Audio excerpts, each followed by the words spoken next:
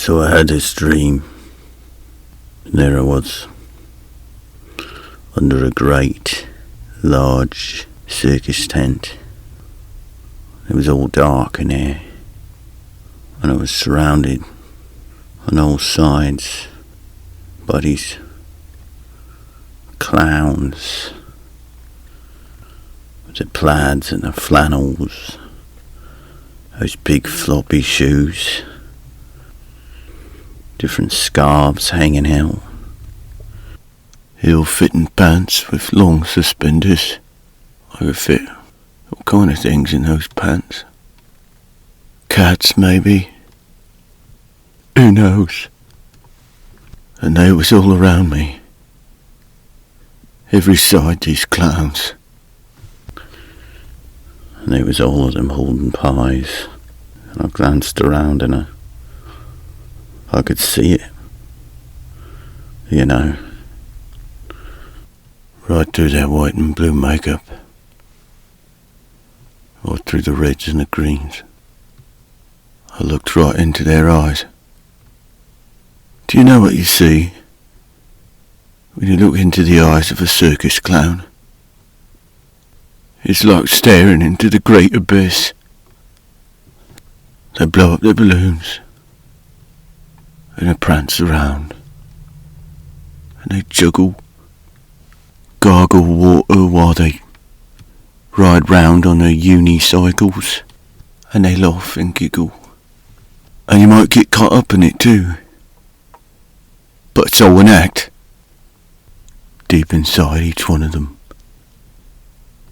where their soul should be.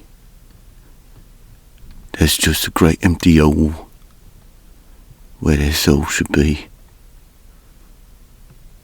and all that can only be filled by carrying out their lewd and vile deeds. It's anything for a laugh with the circus clown. But there I was, and I looked at them. In each one of their eyes I could see, as they wielded them pies, exactly what they wanted to do to me. They wanted to do with those scrumptious looking pies. Some of them had 2 pies. Some of them had extra pies stacked right on the top of their heads in great heaps, or on the tips of those floppy shoes.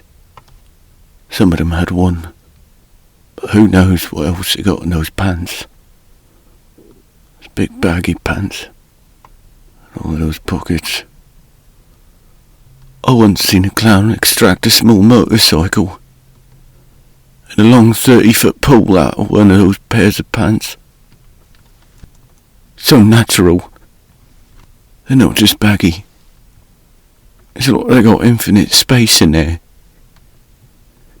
It's like a portal to another world. And God only knows how many pies they could fit in a pair of pants like that. What could I do, you know? I was surrounded.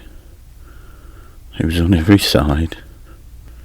I turned one way, and I'm faced with a white-faced fiend, whose clothes are all a patchwork quilt of bright colours, scarves, multiple vests and petticoats, standing there, his eyes ablaze with mirth, brandishing the largest, most delicious-looking lemon meringue I've ever seen.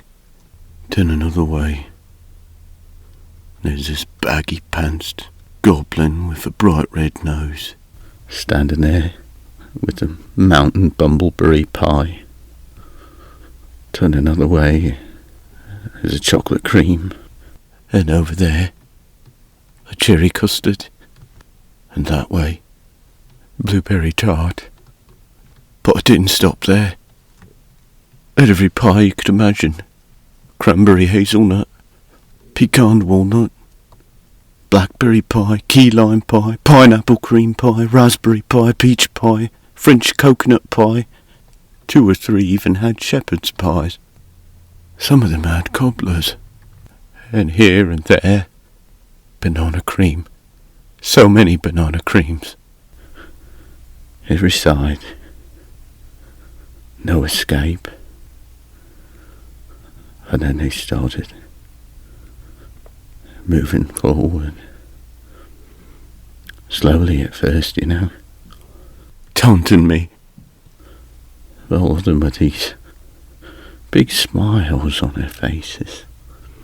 They were taking great joy at what they was about to do. And I looked every way that I could. I looked up, I looked down. There's no escape. And all of a sudden it happened. And the first one hit me. A lemon custard right in the side of the head. Oh, and then the other one hit me. Delicious blueberry right in the chest. And then a chunky apple. And then all culinary hell broke loose. Pie after pie. I've got various creams and fruit liqueurs dripping into me shirt. Sundry crusts crackling off me.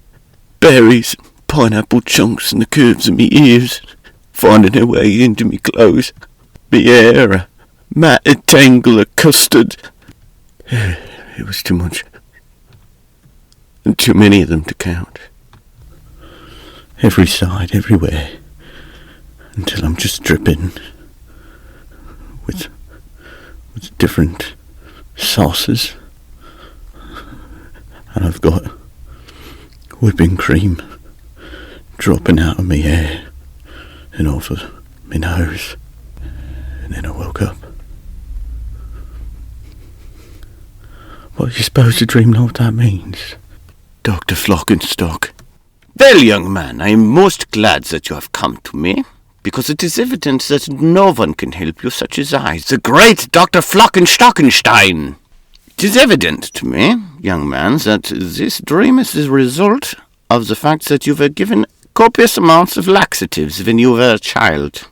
Wait, I don't think that ever happened. Well, of course you don't remember this. It is a suppressed memory which I am endeavouring to plant in your mind at this very moment, in order that I can charge you for various medications. Wow, you're gonna tell me that outright? What?